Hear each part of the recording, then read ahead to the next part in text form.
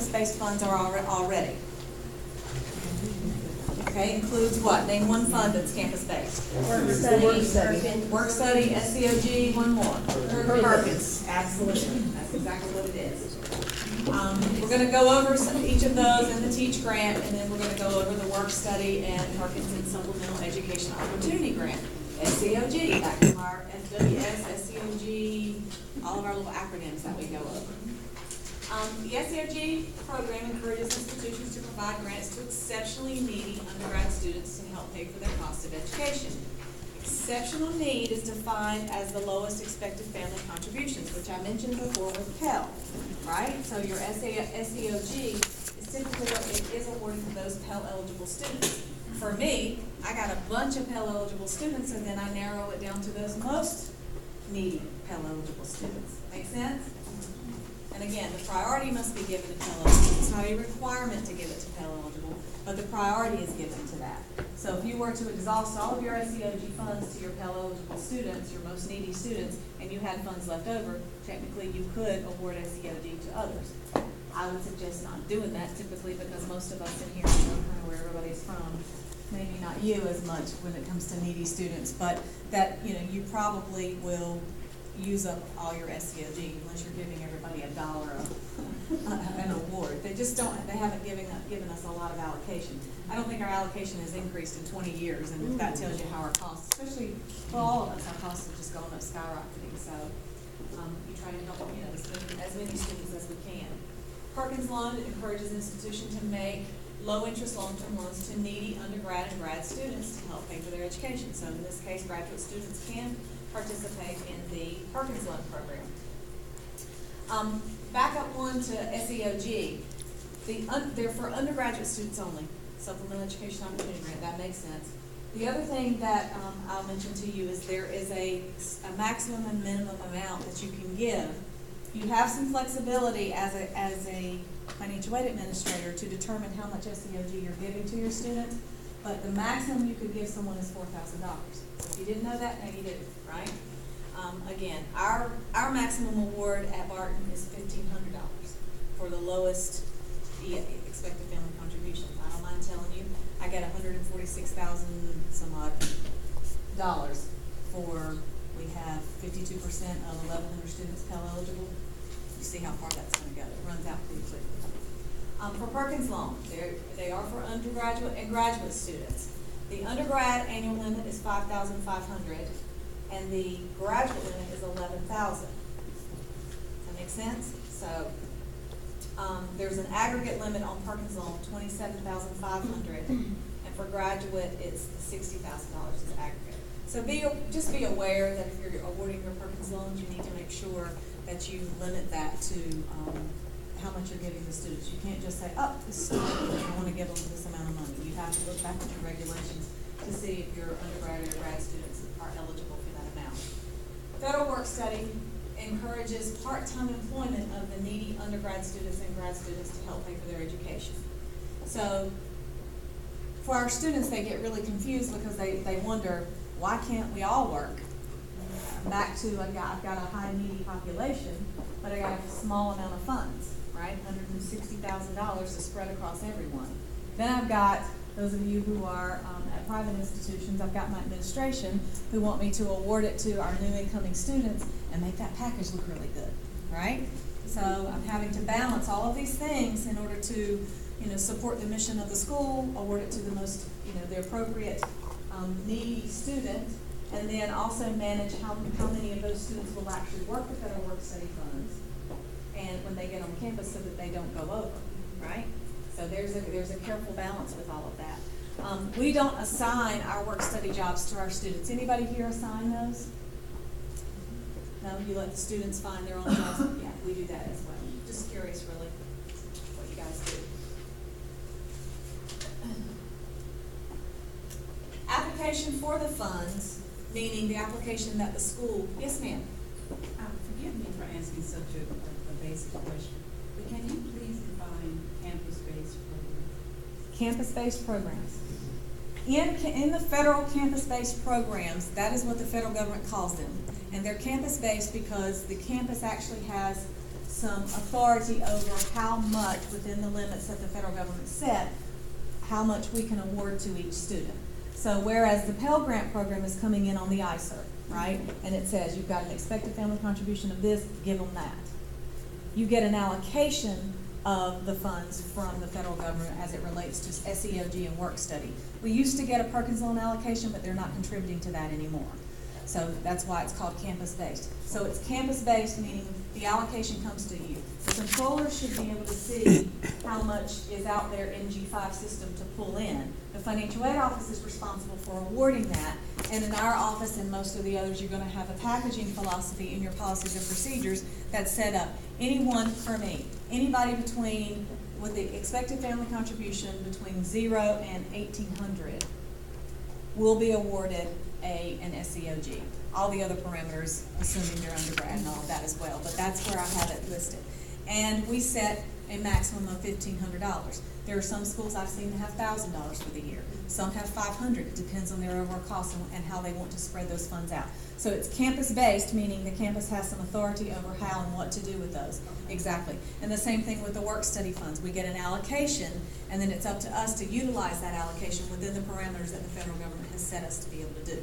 As opposed to the feds are saying, give them this, give them that. The direct loan program is another example of you can only give them a specific amount based on what the feds tell you. Of course, you have to use your need calculation to determine which portion of the loan is what, but these are completely campus-based.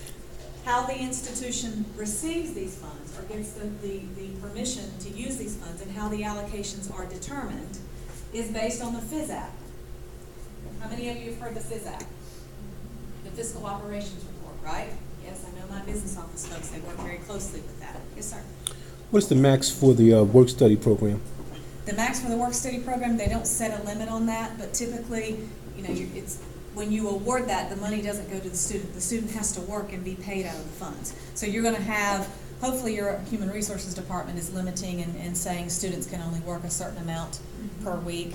So you have to tie in with your human resources or your payroll office, depending on how that works. Okay. I know that some schools say students can't work more than 15 hours a week. Okay.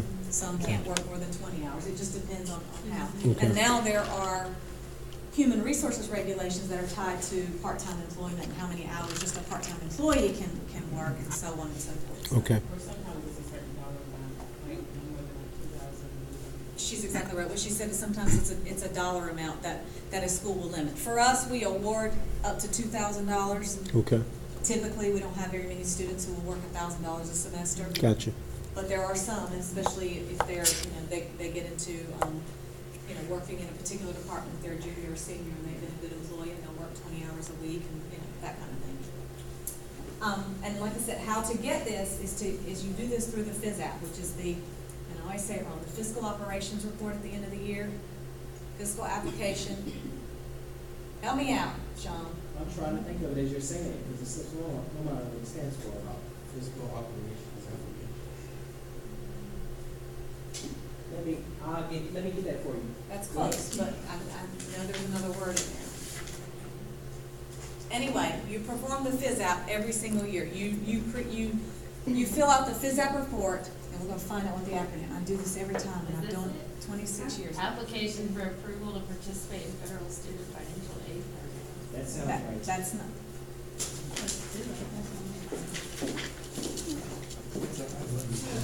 It's not a very good acronym. Doesn't sound right. That's not the acronym. I know that's not the acronym.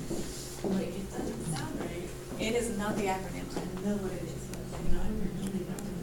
We're going to get it. So. I'll get it. Go ahead, I'll get it. Anyway, the form becomes available. You have to do this every single year as a financial aid officer before October the 1st. The forms don't even come available to you until August 1st, typically. So that's the first, that's the earliest that you can go out and do your FISAP. And your FISAP, you're going to report information on all of the students who received campus-based funding. Now, in this report, it's going to ask for how many students between certain income levels. Okay? So we have you have it? Tell me. Fiscal operations report and application to See, I was right. Fiscal operations report and application to participate in campus-based funds. Fiscal operations, I knew it was fiscal operations, and you were right, because I didn't have the operations in there, so he was right as well. So, anyway, that's what you have to do each year, and you hear financial aid folks, oh my gosh, it's the FISAP, oh my gosh, it's the FISAP.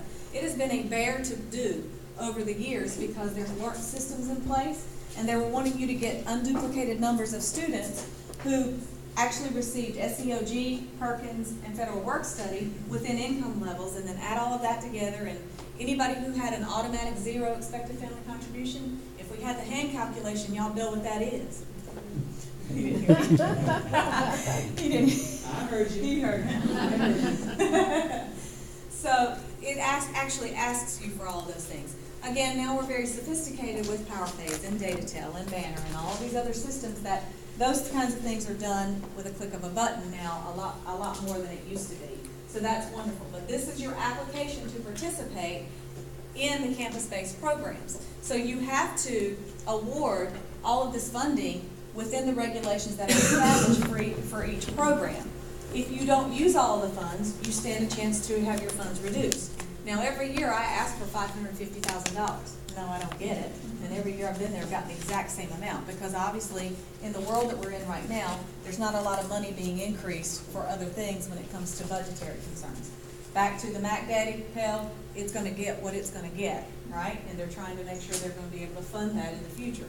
So, there was talk last year about doing away with SEOG and Perkins and getting rid of all of that. So you guys stay tuned and listen to your training and all the things that you get updated. I would encourage you to be participating in listservs. NACASFA is our North Carolina one. SASFA would be our Southern Association, and then there's NASFA, which is the National Association, which is very helpful in alerting you to the kinds of things that are being discussed and voted on the Hill in order to, protect you, and so you're hyper aware, if you will, of something that may happen. It's $146,000 to me, but that matters a whole heck of a lot to a whole lot of students at my school, that if they lose that $1,500, that's huge for them. So stay abreast on all that. Again, the funds are allocated to the school annually. Now, yes ma'am? Just a quick question. What is a Perkins loan? A Perkins loan, I did skip over that, thank you. A Perkins loan is a low-interest loan that is different than your direct loans in that it's a low-interest loan. It is subsidized, where the interest is not accruing while the student's in school at 5%. It's just another financial aid program underneath the umbrella of federal student aid. And it is campus-based in that we have some authority on how much we can award. They stopped contributing more money to the Perkins loan program, so schools now are only able to lend what they have already paid, if students have already paid their loans back. So whatever you have, typically financial aid should not be in control of servicing or knowing the collections on those Perkins loans. That should be done outside of financial aid, because that's a conflict of, awarding and actually servicing those loans or recouping that. So we have a third-party servicer in our business office, thankfully, is now handling, conversations with them on how much money we have available to be able to award from year to year. And we're just very careful. Again, it's your most needy students. They don't have to be Pell eligible, but it is an extreme need fund. I try to be very careful because, you start awarding someone up to $5,500 in a Perkins loan, and they've already gotten $5,500 as a freshman. You see what we're doing. That's $9,500 in your first year of a Perkins loan. There are some forgiveness provisions attached to the Perkins loan a little differently than your Stafford loans, and it has to do with teaching and Peace Corps and some of those kinds of things. So look into that. But you can't only isolate your teachers to get Perkins loans. You need to be very careful. You have to make this equitable and fair, and all of those things have to apply as well. Does that answer your question? It does. Thank you. Sorry, I did skip over that. Again, the funds are allocated to the school, and there is a match required for most schools. How many are familiar with a match? Okay, what that is the federal government provides the amount.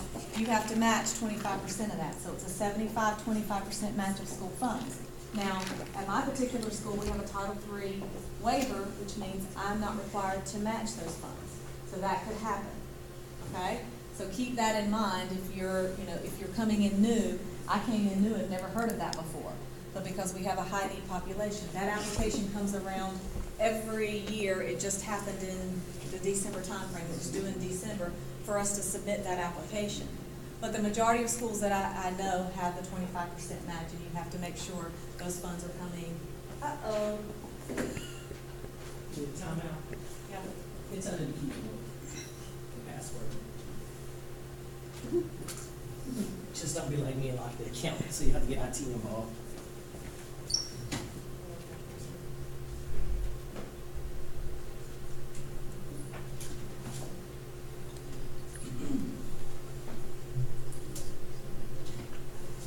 Thank you.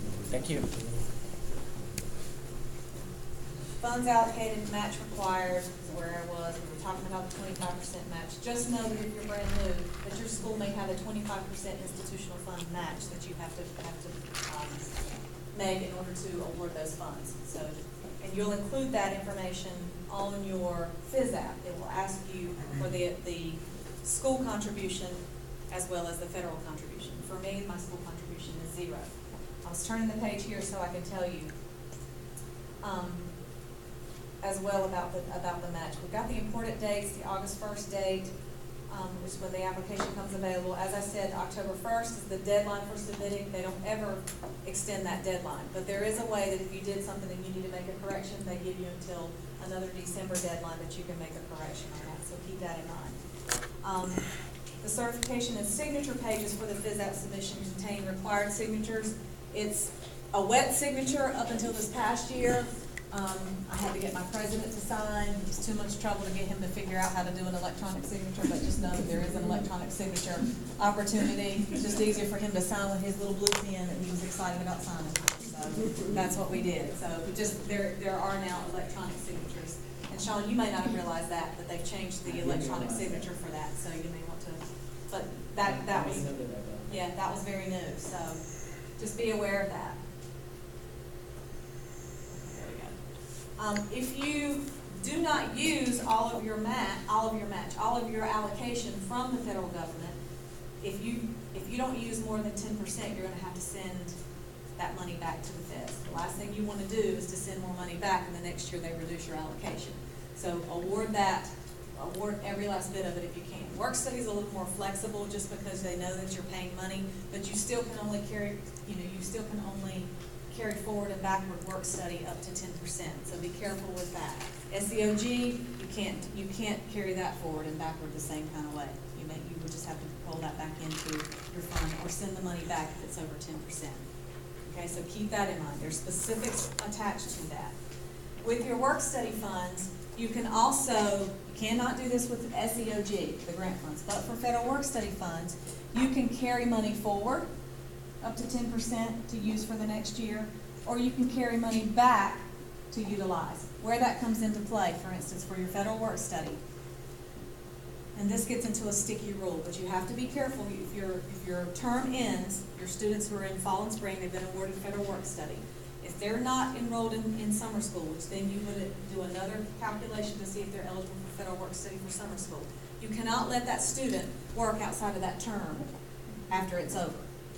But what you can do, prior to the beginning of the next term, after July 1, you can allow a student to begin working earlier than the start of the next term on federal work study if they already have an intention to enroll, which means they've registered and they're still eligible, because at that point you would have awarded them. So you could let them work off of a future allocation. You understand what I'm saying? It's just a little sticky. We used to be able to let them work up through the fiscal year, but that's not the case. So the only way a student can work, if you end in May, the only way a student can work in May and June is if they're enrolled in summer school. And they have the eligibility, after you calculate your eligibility for federal work study, to work in summer school. Because I think some colleges were doing something like allowing students to work over the summer. You need to be careful with that. Go back and read that. But after July 1, if the student intends to enroll, you could have them work off of their future award for the next year in that allocation. Now, back to, you can move money forward and backward to use forward or backward up to 10% on your work study allocation, which makes sense because, again, if a student works, you have to work them. And there's a tolerance, I believe it's up to $200 on going over for each individual student, because they can only work a certain amount.